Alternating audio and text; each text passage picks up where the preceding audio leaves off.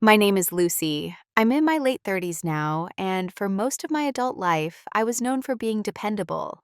The kind of woman people describe as steady, low maintenance, or strong in a quiet way. I worked, I showed up, I kept things moving. I didn't ask for much, and I rarely explained myself. From the outside, my life looked orderly, almost invisible in how well it functioned. Estamos sin. People often underestimate me, not in a cruel way, more in a convenient one. I don't raise my voice. I don't dramatize my feelings. I don't compete for attention. That calm gets mistaken for compliance. That patience gets mistaken for permission. When you don't announce your limits, others quietly decide where they think those limits are. This story isn't about revenge. It isn't about winning or proving anyone wrong. It's about truth, mine specifically, and the cost of staying silent for too long. It's about how I came to say, out loud and without spectacle, I abandoned my family to start a new life. Not because I hated them, not because I was broken, but because I finally understood who I was becoming by staying. I want to be clear about something from the beginning. What you're about to hear is calm. It's reflective, it's precise. There are no villains here twirling mustaches, no explosive confrontations, no sudden miracles. Just a sequence of small moments that added up to an irreversible decision. If you're expecting drama, you might be disappointed. If you're listening for honesty, you might recognize yourself. For years, I believed that if I just stayed consistent, things would eventually balance out. That being reasonable would be rewarded. That loyalty spoke for itself. I told myself that endurance was strength and that silence was maturity. What I didn't realize until much later was that silence also teaches people how to treat you. This is the story of how that lesson unfolded, slowly, quietly, almost politely. It's also a story about consequences that don't arrive all at once, about how choices made in private can reshape entire relationships without a single argument, about how the past didn't stay behind. It followed, it knocked, and eventually it demanded to be acknowledged. As you listen, you'll hear about the person I was to others, the role I was assigned without being asked, and the moment I stopped mistaking endurance for virtue. You'll hear how preparation can look like passivity, and how clarity doesn't always come with relief. Sometimes it comes with resolve. I'm not asking you to take sides, I'm not asking for sympathy. I'm sharing this because stories like this are usually told too loudly or not at all. And because somewhere, someone is quietly carrying more than they should, wondering if it's normal to feel unseen in a life they work so hard to maintain. So before we go any further, let me ask you, gently and honestly, have you ever been praised for being strong when what you really needed was to be heard? To them, I was the reliable one, not the favorite, not the difficult one, not the one whose moods you had to manage or whose opinions shifted the room. I was the one who made things work. If there was a gap, I filled it. If there was silence, I softened it.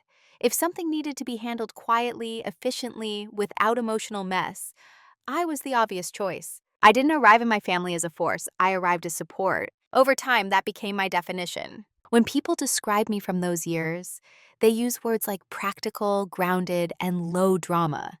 They say I was easy to live with. What they really mean is that I didn't demand to be centered. I adapted. I adjusted. I noticed what others needed before they had to ask. And I rarely asked for anything in return.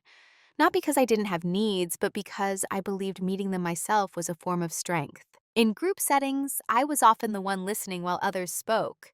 Not because I had nothing to say, but because I learned early that speaking didn't always change outcomes. Listening did. Listening gave me information. It told me where the power sat, who was protected, who was indulged, and who was expected to cope. I was expected to cope. At family gatherings, I handled logistics without being assigned. I noticed when tension rose and quietly redirected conversations. I remembered birthdays, deadlines, and appointments. If something went wrong, I fixed it before it became visible. If someone else made a mistake, I smoothed the edges so no one had to feel uncomfortable about it. This earned me appreciation, but a very specific kind. The kind that sounds like, "We're so lucky Lucy's like this," instead of, Are you okay doing all of this? The kind that assumes consistency is infinite. The kind that forgets to check whether the person holding everything together is actually being held by anyone at all. No one thought of me as fragile. That was the problem. Because when you're not seen as fragile, your limits aren't taken seriously.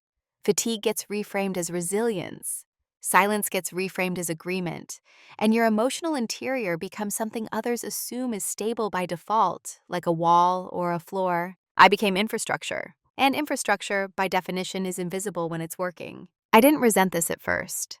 I told myself I preferred it this way, that being underestimated gave me peace, that staying in the background meant fewer conflicts, fewer disappointments.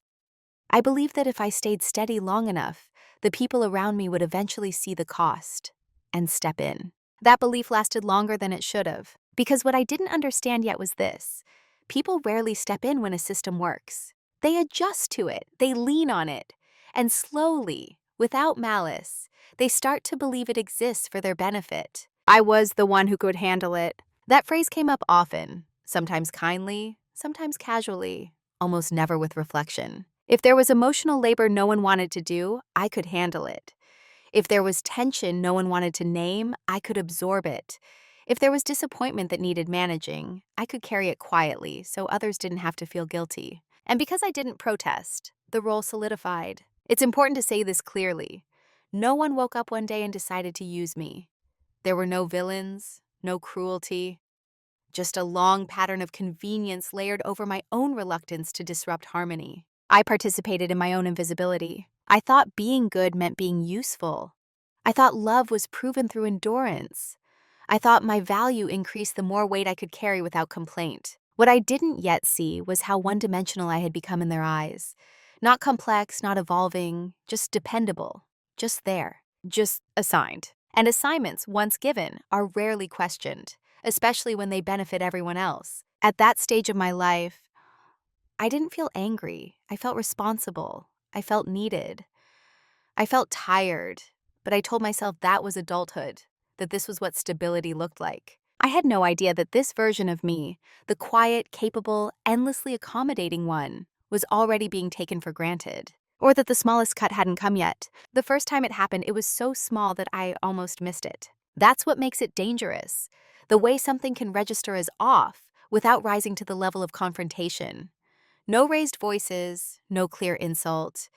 Just a moment where something shifts slightly out of alignment, and your body notices before your mind does. We were talking about a decision that affected all of us. Nothing dramatic, a logistical change, timing, resources, expectations. I had spent weeks thinking it through quietly, running the numbers, anticipating consequences.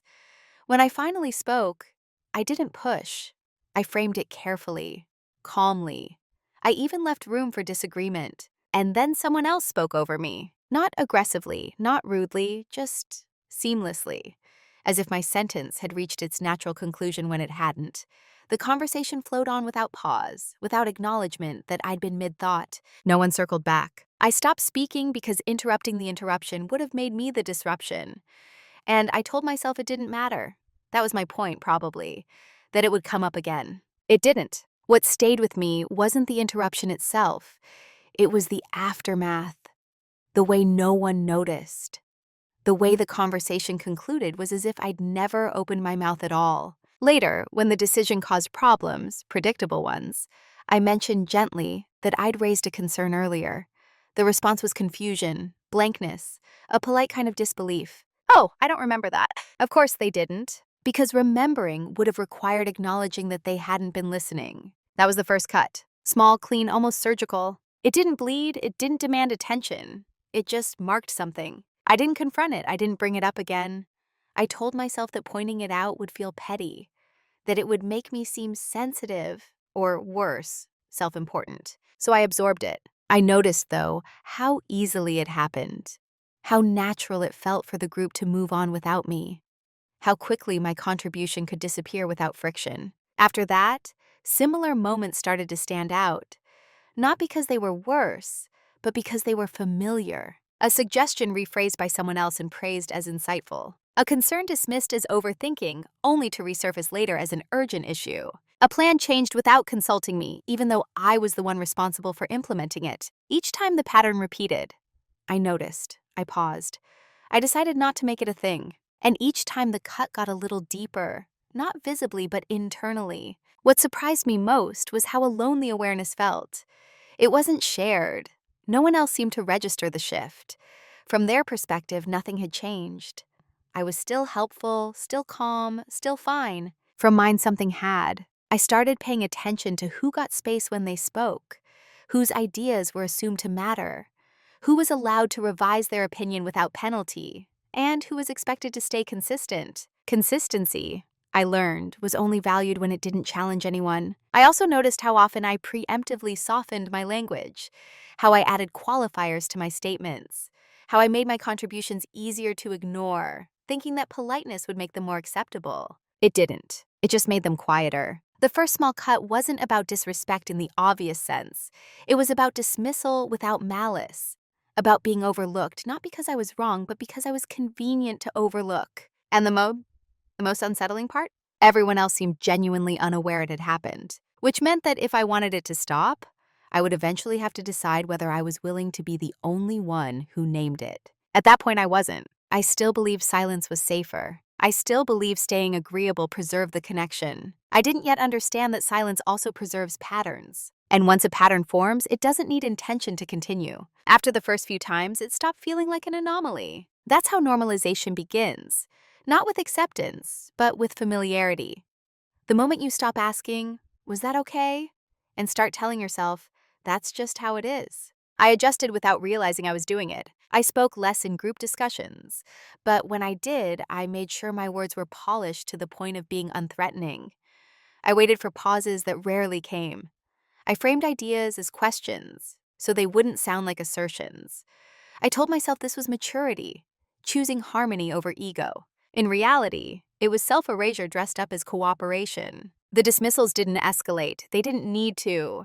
They became consistent, which was worse. Consistency gives behavior legitimacy. If something happens often enough without being challenged, it begins to feel deserved, or at least inevitable. I noticed how easily decisions were made without me, even when they directly affected my time, my responsibilities, and my emotional labor. I was informed after the fact, not consulted, and because I rarely objected, this became the default process. Sometimes someone would say, "We assumed you'd be okay with it," and I would nod, because objecting required energy. I was already using up energy to keep everything else afloat. I became fluent in rationalization. They didn't mean it. They're under stress. It's not personal. I don't need recognition. This isn't worth a conflict. Each explanation smoothed over the discomfort just enough for me to keep going. And each time I chose silence, I reinforced the idea that my boundaries were flexible, negotiable even. The strange thing is, no one ever explicitly told me I didn't matter. They didn't have to. Their behavior communicated it efficiently. I was useful. I was dependable. I was optional in discussions, but essential in execution. That contradiction should have alarmed me sooner. Instead, I adapted further. I started anticipating needs before they were expressed. If I knew a plan was flawed, I quietly compensated for it behind the scenes.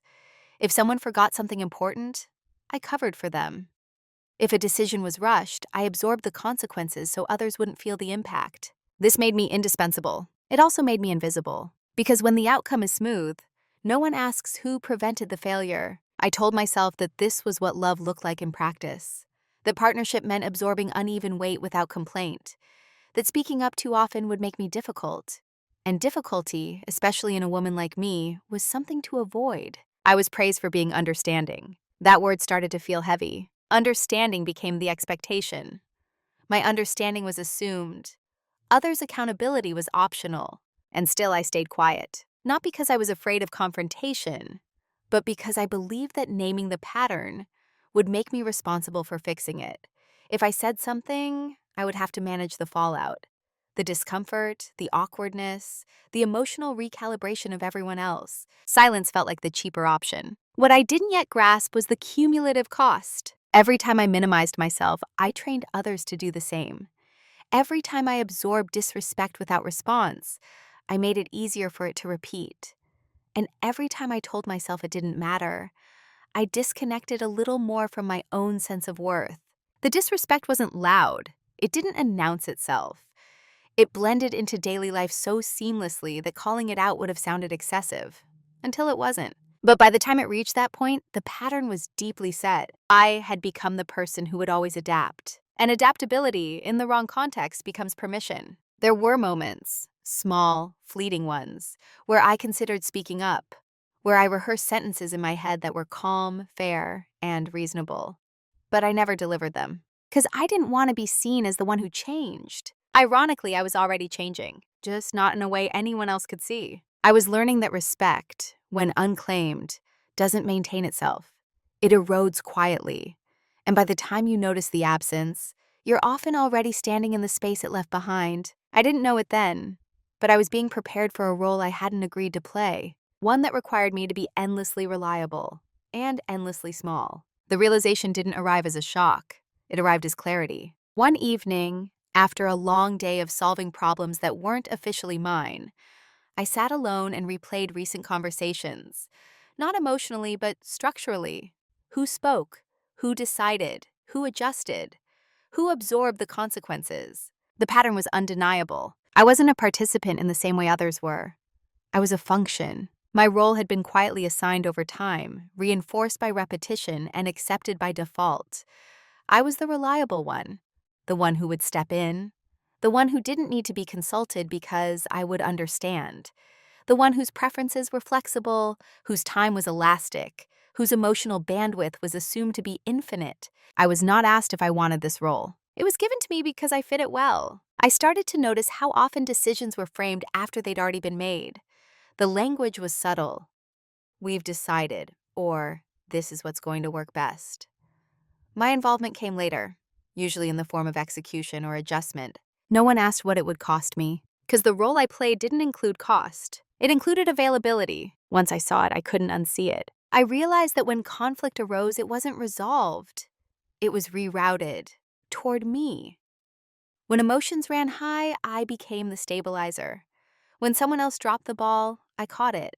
When something needed to be sacrificed, it was usually my comfort, my time, or my preferences. And I complied, not out of weakness, but out of habit. The most unsettling part wasn't that others relied on me. It was that they didn't imagine me as anything else. I wasn't someone whose needs needed tracking. I was someone who would manage them privately. I wasn't someone who would disrupt plans with feelings. I was someone who would absorb disappointment gracefully. That image had become fixed. I tested it once, carefully. I expressed a preference that conflicted with the group's assumption. Not dramatically, just a simple statement of what I wanted. The response was immediate and telling. Surprise, not anger, not rejection, just surprised, as I'd spoken in a language they didn't expect from me. There was a pause, an awkward recalibration, then a quick reframing of the conversation that gently bypassed my input. And the moment passed. That told me everything. The role wasn't enforced through punishment. It was maintained through expectation, through the quiet belief that I would eventually fall back into place. And I did, because breaking a role isn't just about speaking differently. It's about being willing to let others feel uncomfortable, to let systems wobble, to let silence stretch. I wasn't ready for that yet. So I continued to perform the role I'd been assigned, even as I became increasingly aware of it. I fulfilled obligations. I kept things running. I showed up. But something fundamental had shifted internally. I stopped believing that my invisibility was accidental. It was structural, and structures don't change because someone feels unappreciated. They change when the person holding them up stops compensating for their imbalance. At that point, I wasn't angry. I was observant. I began to understand that I had been mistaken for something static, something that existed to support, not to choose. And that, as long as I continued to meet expectations without question, those expectations would never evolve. The role I was assigned was clear. Be reliable, be quiet, be grateful for inclusion. Do not ask to be centered. What I hadn't decided yet was whether I would continue playing it. But the awareness alone was enough to unsettle everything. Because once you see the role, you also see the cost of staying in it. And you realize that staying is no longer neutral. It's a choice. The day something shifted didn't look important from the outside. There was no argument, no raised voice, no moment anyone else would remember if I asked them about it later. It was an ordinary day, shaped by routine, filled with small responsibilities I handled almost automatically. That's why it mattered. Because when change arrives quietly, it's usually real. I was standing alone, reviewing something I had fixed. Again. A problem created by a decision I hadn't been included in but was expected to resolve. As I worked through the details, I noticed something strange. I wasn't irritated. I wasn't tired.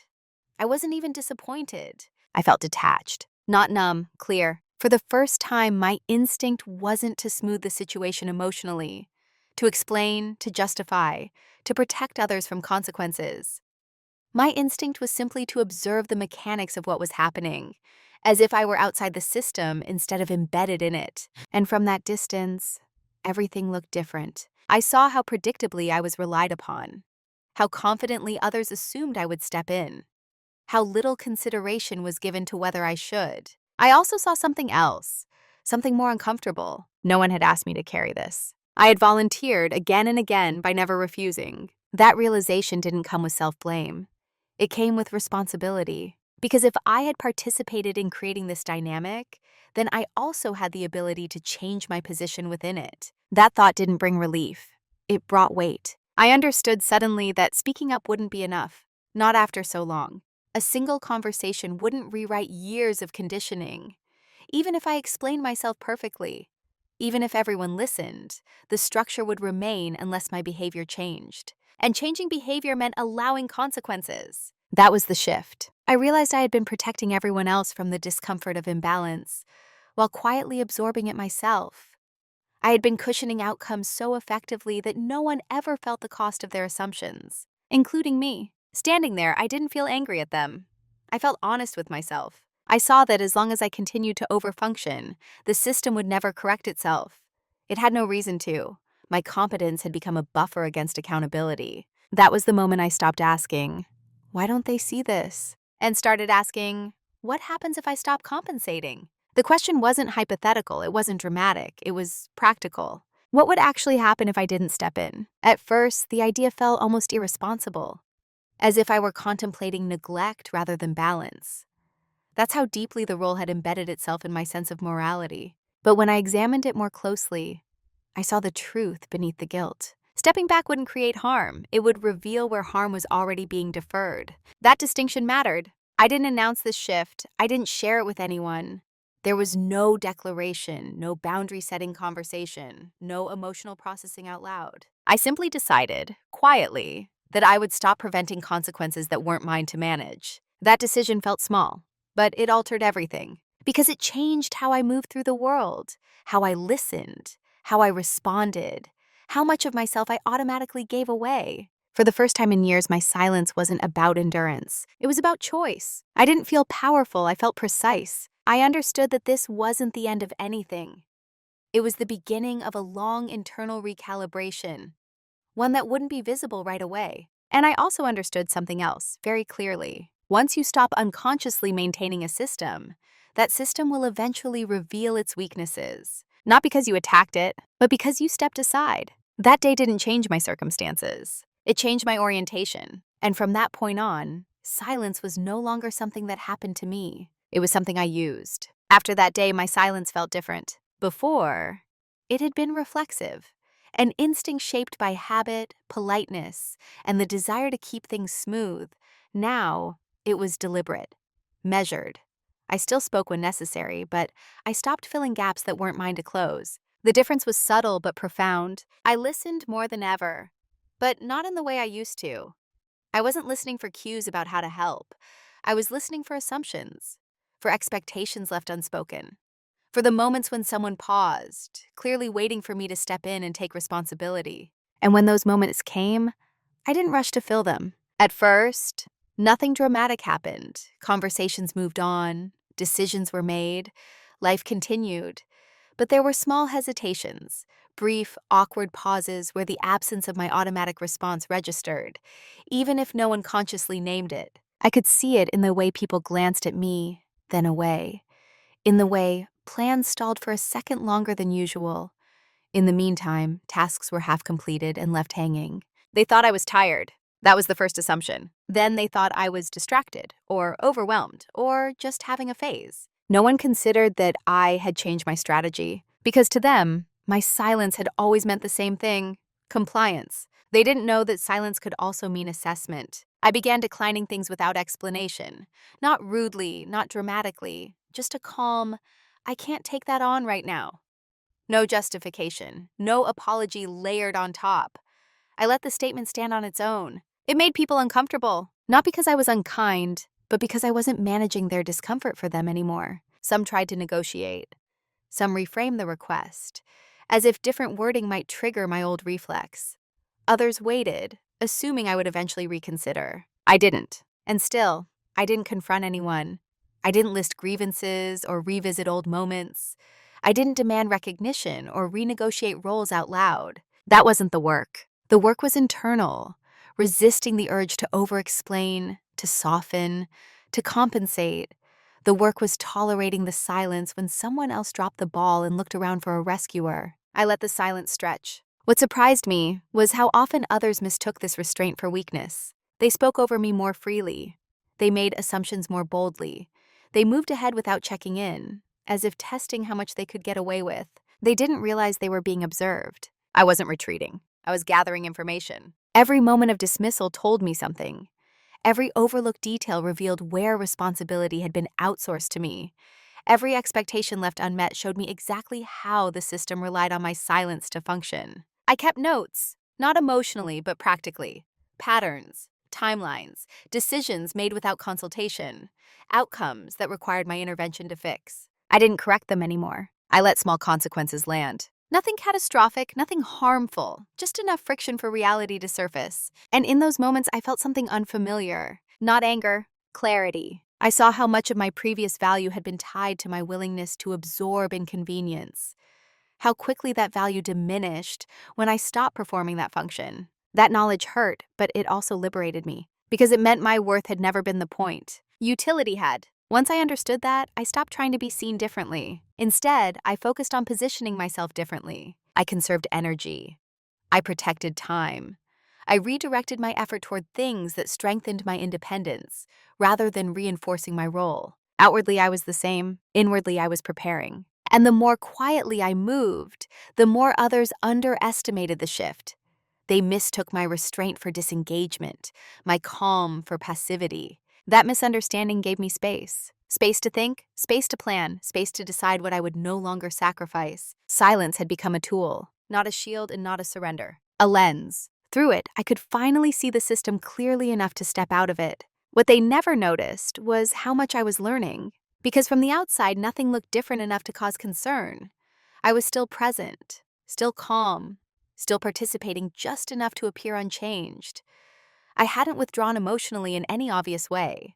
I hadn't created conflict. I hadn't demanded space. I had simply stopped compensating. And in that space, where my energy used to be spent buffering everyone else, I began to prepare, quietly, methodically. I paid attention to patterns I had once smoothed over.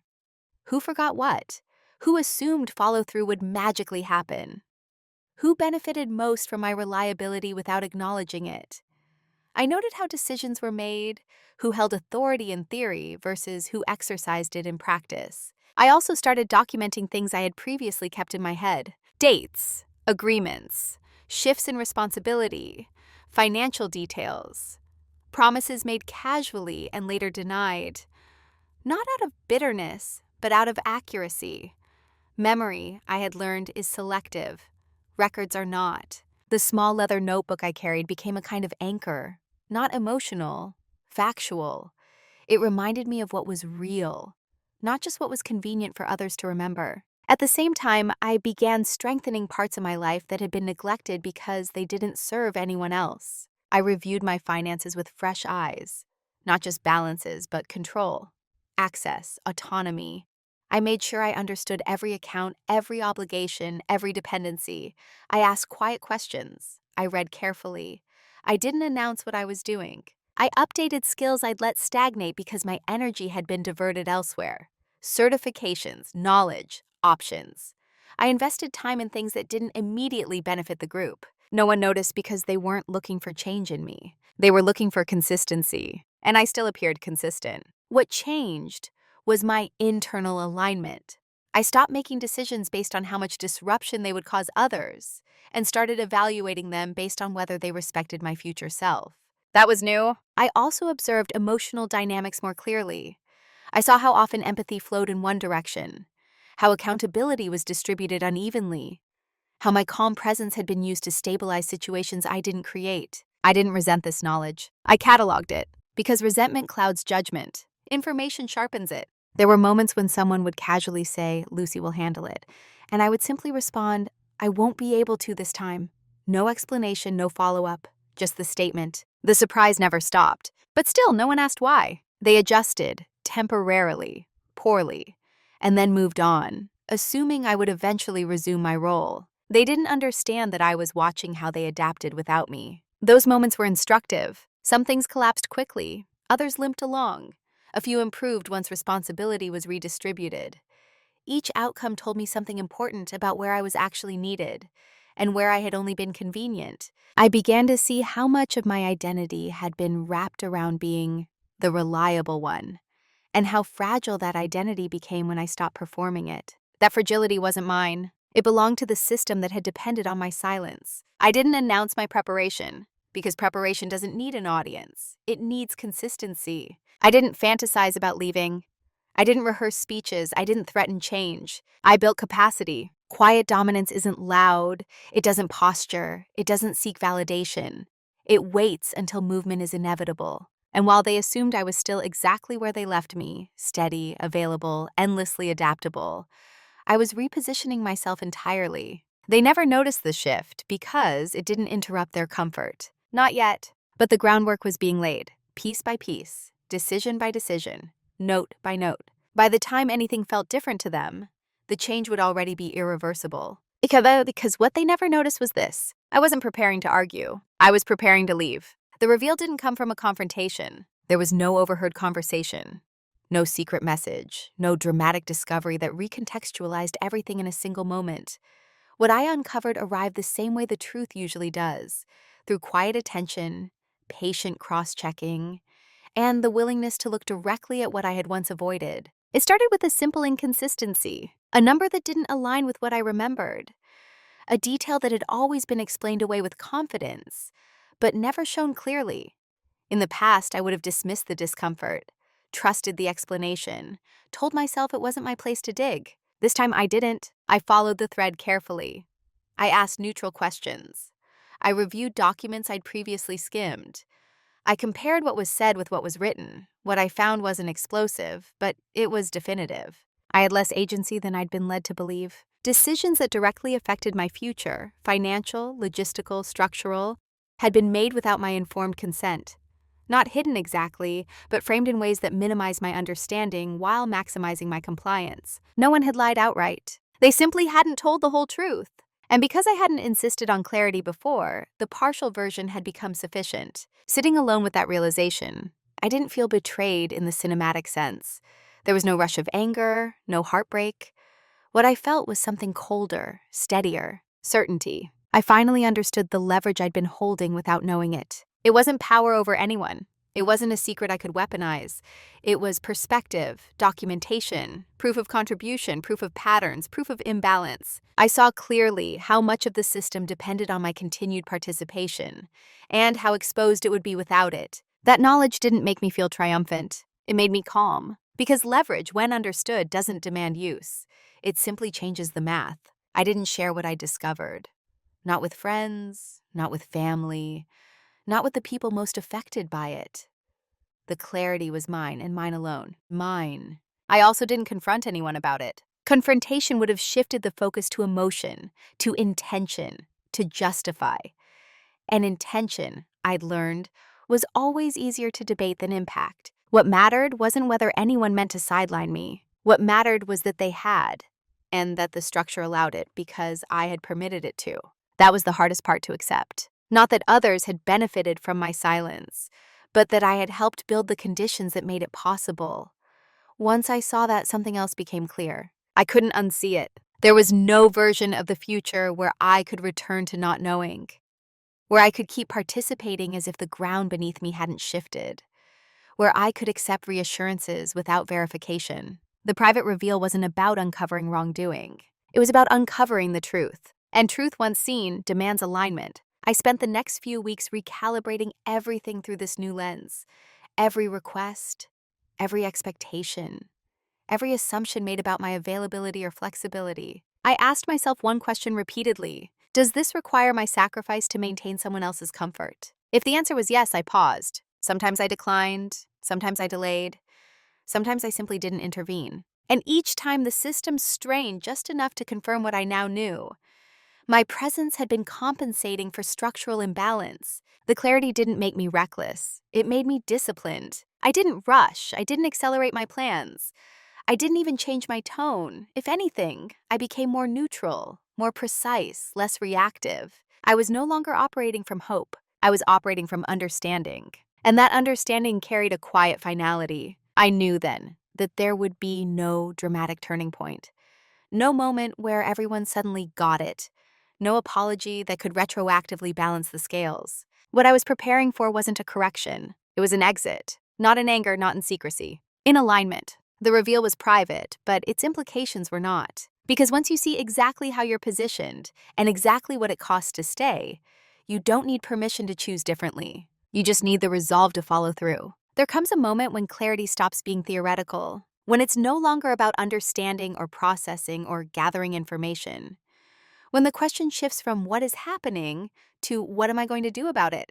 That moment didn't arrive with urgency. It arrived with inevitability. I had options. I took them seriously. I considered every reasonable path forward, not just the ones that felt emotionally satisfying. I could stay and renegotiate, ask for transparency, demand inclusion, redefine boundaries out loud and hope they hold. That path required trust, that once named, the system would adapt rather than resist. I no longer believe that. Not because people were malicious, but because habits older than insight rarely dissolve cleanly. Even well-intentioned change would have required me to remain vigilant indefinitely, constantly reinforcing boundaries, correcting assumptions, reminding others who I was now instead of who I'd been useful as before. That wasn't freedom. That was maintenance. I could also stay and disengage emotionally, do less, care less, protect myself internally while remaining physically present. Many people choose that route. It looks stable from the outside and hollow from the inside. I understood that path too well. It would have required me to shrink without leaving, to become quieter, flatter, less invested, while still being visible enough to uphold appearances. That felt like a slower form of erasure. The third option was the one I resisted longest: leaving. Not running away, not disappearing, leaving deliberately, with preparation, understanding, and acceptance of the consequences. Leaving meant dismantling the role entirely, rather than renegotiating it. Leaving meant no longer cushioning the impact of my absence. Leaving meant accepting that some people would feel blindsided. Not because I hadn't been clear, but because they hadn't been listening when clarity was still possible. I didn't romanticize that option. I didn't imagine it would feel clean or empowering in the way people like to portray starting over. I knew it would be lonely at first. I knew it would be misunderstood. I also knew it was irreversible. That's what made it honest. I sat with the weight of that choice longer than I've ever sat with any decision in my life. I replayed scenarios, considered timing, examined my own motivations for traces of resentment or escape. I wasn't leaving to punish anyone. I was leaving to stop punishing myself. That distinction mattered. I asked myself whether staying aligned with my values required me to keep enduring an imbalance in silence, whether responsibility meant sacrificing autonomy indefinitely, whether loyalty demanded self-abandonment. Every time the answer was no. The decision point wasn't dramatic because the decision had already been made weeks before I admitted it to myself. What I was doing in that moment was consenting to the consequences. Once I did that, something settled. I stopped wavering. I didn't announce anything. I didn't hint. I didn't test reactions. I didn't seek reassurance. I accepted that choosing myself would feel to others like abandonment, and that they might never understand that I had been leaving internally for a long time before I ever moved physically. The story they would tell about my choice wouldn't match my reasons. I made peace with that. Because the truth of a decision doesn't require consensus. It requires coherence. And this decision, quiet, heavy, irreversible, finally aligned my actions with what I knew. I understood fully that once I crossed this line, there would be no going back to the version of me who absorbed, adapted, and stayed quiet for the sake of stability. The system would have to adjust without me, and I would have to learn who I was without the role that had defined me for so long. That wasn't freedom yet, but it was direction. And direction, once chosen, has a way of carrying you forward, whether you hesitate or not. Once the decision was made, urgency disappeared, not because time didn't matter, but because haste would have made the movement visible, and visibility would have invited interference, questions, and negotiations I no longer wanted to have. So I moved slowly, silently. I didn't announce that anything was changing. I didn't signal dissatisfaction. If anything, I became easier to be around, neutral, polite, predictable in the shallow ways that keep people comfortable. Internally, everything was shifting. I separated preparation from explanation. Those are often confused, but they're opposites. Explanation invites debate. Preparation closes doors before debate is possible. I reviewed legal realities with care, not defensively, just accurately. I learned what was mine, what wasn't, what could be disentangled cleanly, and what would require patience. I didn't dramatize the process in my own head. I treated it like logistics, because that's what it was. I adjusted finances quietly. Nothing sudden, nothing alarming, just gradual reallocation, clarification, and autonomy. I ensured I could stand without leaning, that no one else's approval was structurally required for my stability. I stopped volunteering information. That was new. Not secrecy, selectivity. I answered questions directly, but no longer expansively. I didn't fill conversational gaps with reassurance. I didn't over-contextualize my decisions. I let people assume continuity because it served my timing, and timing mattered. I reduced my footprint carefully, took on less, committed to fewer future obligations, declined long-term plans with neutral explanations. I'm not sure yet, or I won't be able to commit to that. I didn't offer alternatives. Each small withdrawal went mostly unnoticed because my presence had been so constant that its gradual reduction felt like background noise rather than loss. That, I realized, was part of the quiet dominance. When you've been over-functioning, stopping doesn't look like rebellion. It looks like fatigue. People assumed I needed rest, space, a break. They encouraged it. They didn't understand they were witnessing disengagement, not recovery. I also prepared emotionally, but not in the way people expect. I didn't rehearse speeches or anticipate arguments. I practiced restraint. I practiced letting misunderstandings exist without correcting them.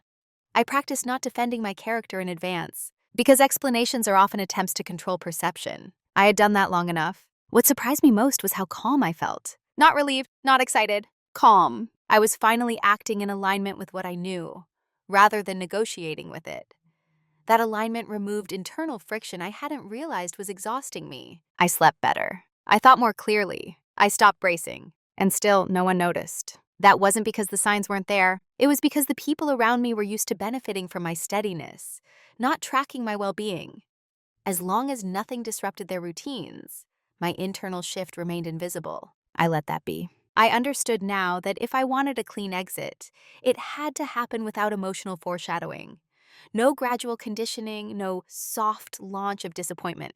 Just a completed transition. By the time questions arose, the answer would already be reality. I wasn't trying to be clever. I was being precise. Every step I took reduced my dependence and increased my optionality.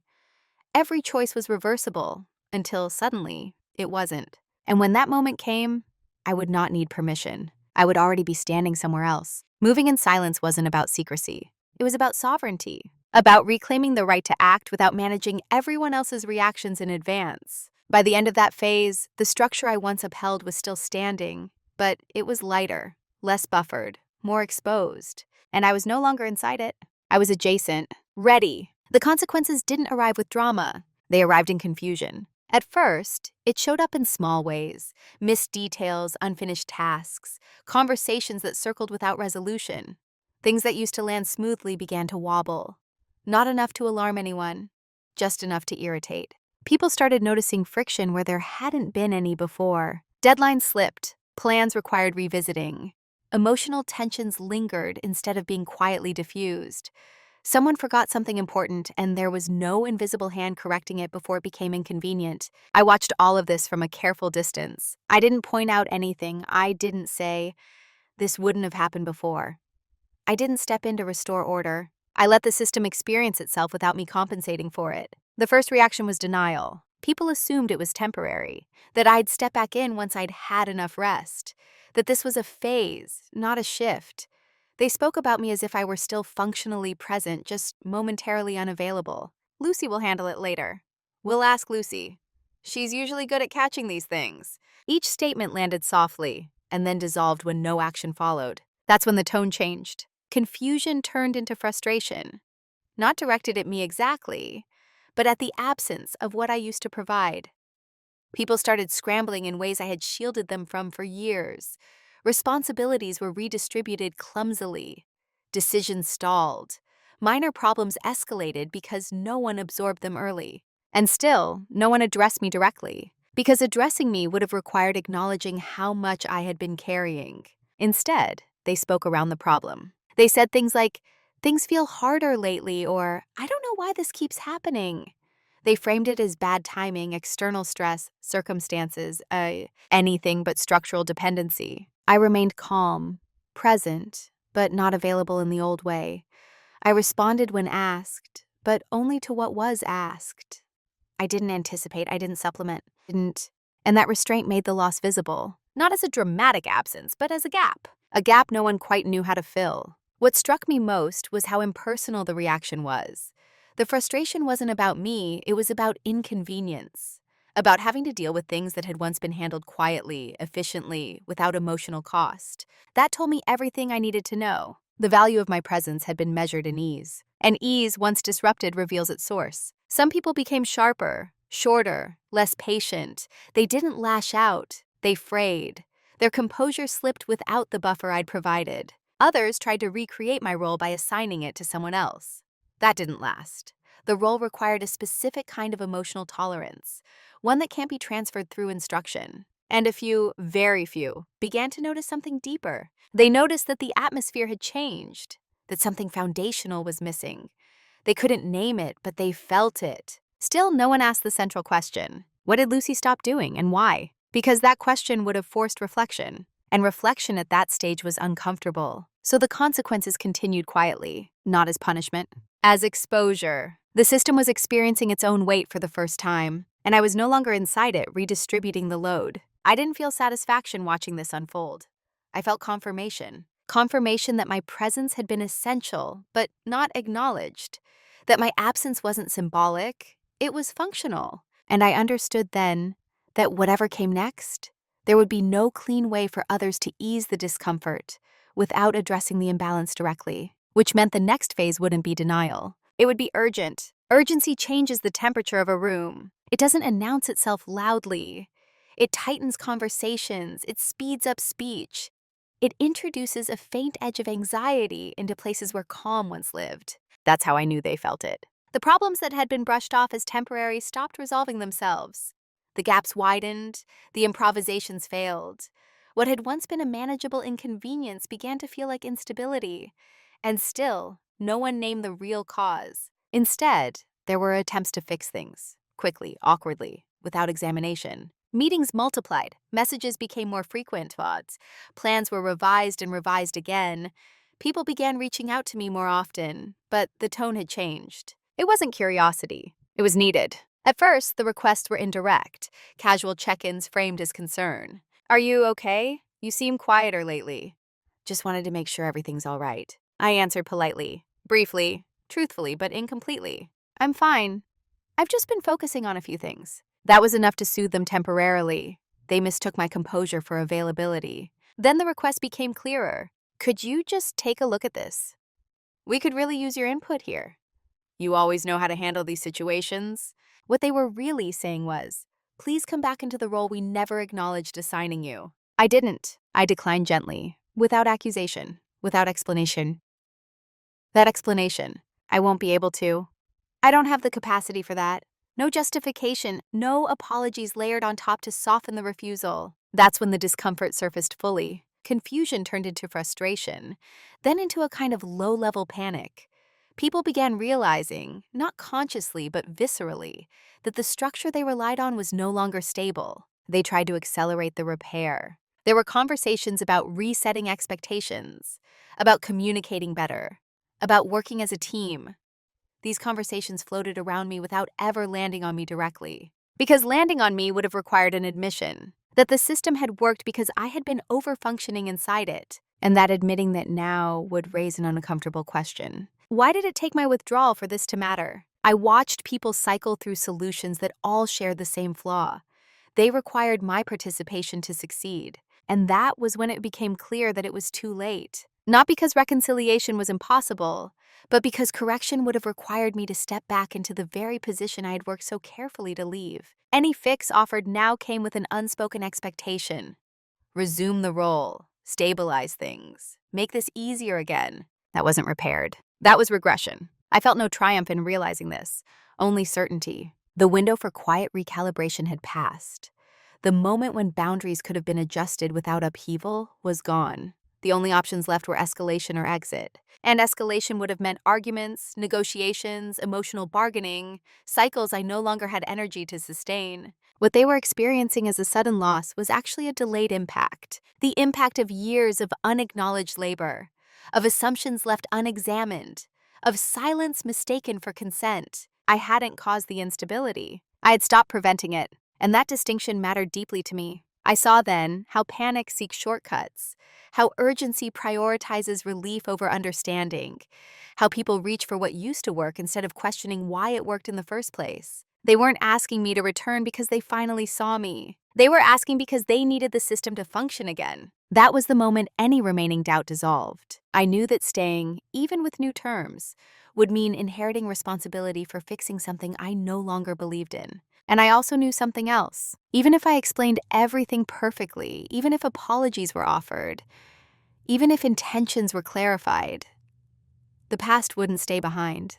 The dynamic had already shaped too much. Trust, once eroded quietly, doesn't regenerate on demand. The urgency in the room wasn't an invitation. It was confirmation. Confirmation that my exit would not be met with understanding, but with shock. And that was something I was finally willing to accept. The confrontation, when it finally came, was quieter than anyone expected. No one raised their voice, no one accused, no one cried or stormed out. In fact, if someone had been listening from another room, they might have mistaken it for an ordinary conversation, measured, almost restrained. That was intentional. I didn't want heat.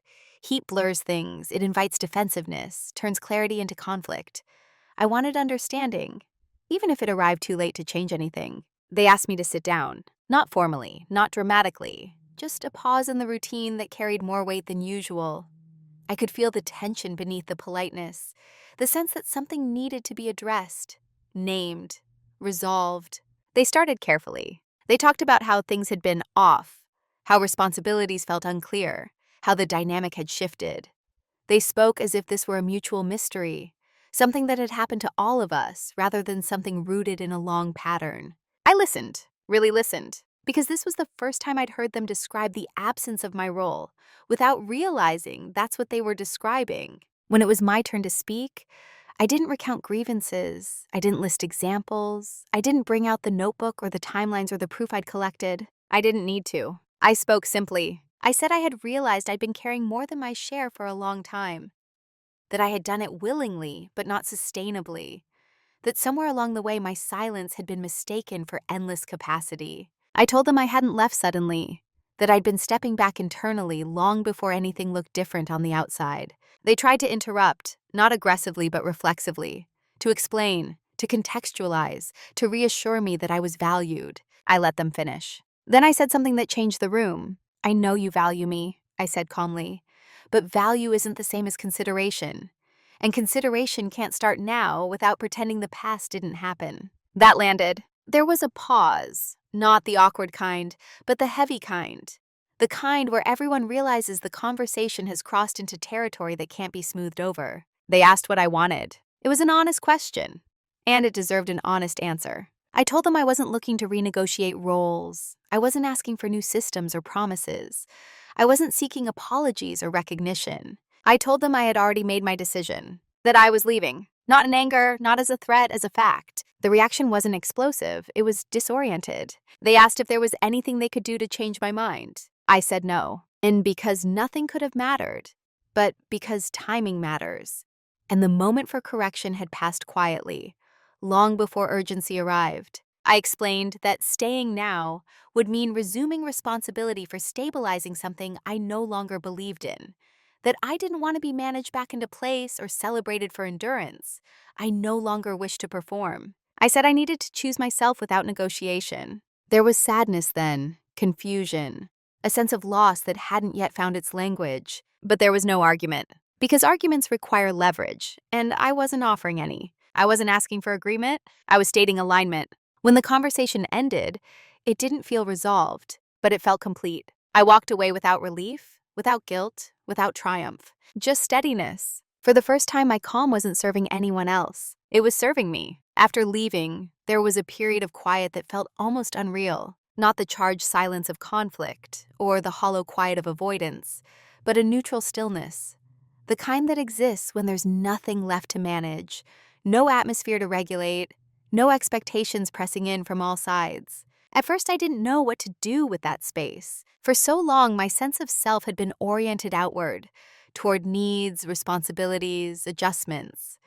Without that constant pull, I felt unmoored, not lost exactly, unassigned. That turned out to be a gift. I began noticing things about myself that had been muted by obligation. Preferences I'd ignored because they were inconvenient. Rhythms I'd abandoned because they didn't fit anyone else's schedule. Opinions I'd softened so often, I'd forgotten their original shape. I didn't rush to fill the space with new roles. That was important. I resisted the urge to prove that leaving had been worth it by immediately becoming productive, successful, or visibly transformed. I understood now that proving was just another form of performance. Instead, I let myself recalibrate. I rebuilt routines slowly, based on energy rather than expectation. I chose work that respected my boundaries, not just my competence.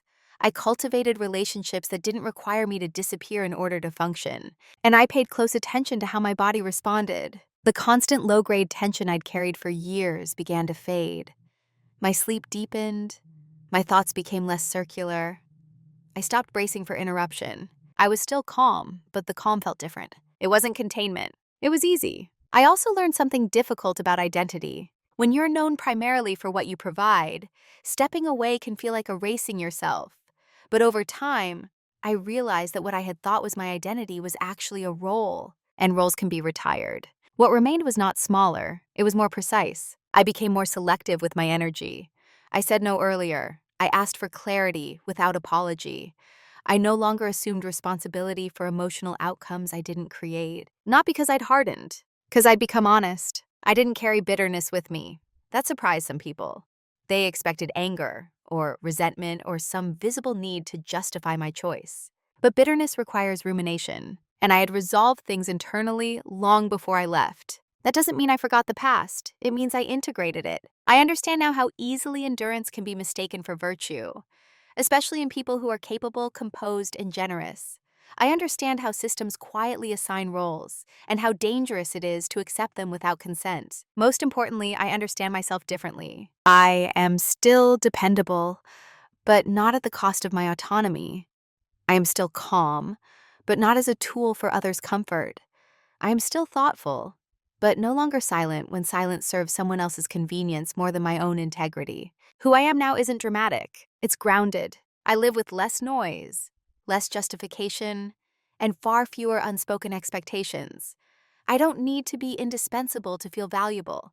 I don't need to be invisible to keep the peace. And I don't confuse loyalty with self-erasure anymore. Leaving didn't make me fearless. It made me aligned. And alignment, I've learned, is quieter than confidence, but far more durable. There's a temptation when a story like this ends to look for a lesson that feels neat, something simple, something reassuring, something that wraps complexity into a phrase you can repeat to yourself and feel resolved. This story doesn't offer that. What it offers instead is a truth that took me a long time to accept. Quiet endurance is not the same as strength, and being needed is not the same as being respected. For years, I believed that if I stayed calm enough, patient enough, useful enough, things would eventually balance, that people would notice the weight I was carrying and adjust, that loyalty would be met with consideration. Sometimes it is, often it isn't. Not because people are cruel, but because systems adapt to what we allow. And silence, when repeated, teaches others what they can take without asking. Leaving wasn't an act of rejection, it was an act of alignment. I didn't leave because I hated anyone. I didn't leave to make a point. I left because staying required me to continue abandoning myself in small, cumulative ways that no one else could see, but that I could feel. And here's the part that matters most to me now. The past didn't stay behind, not in the sense that it chased me or haunted me, but in the sense that it clarified me. It taught me where my limits actually are. It showed me how easily good intentions can coexist with imbalance.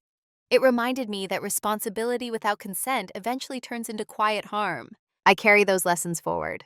They show up in how I listen, how I commit, and how I notice early signs of overextension instead of praising myself for pushing through them. They show up in my willingness to disappoint others before I disappoint myself. That doesn't make life easier. It makes it cleaner. If there's a moral here, it's not leave sooner or speak louder. It's this: pay attention to who benefits from your silence. Pay attention to what your calm is protecting.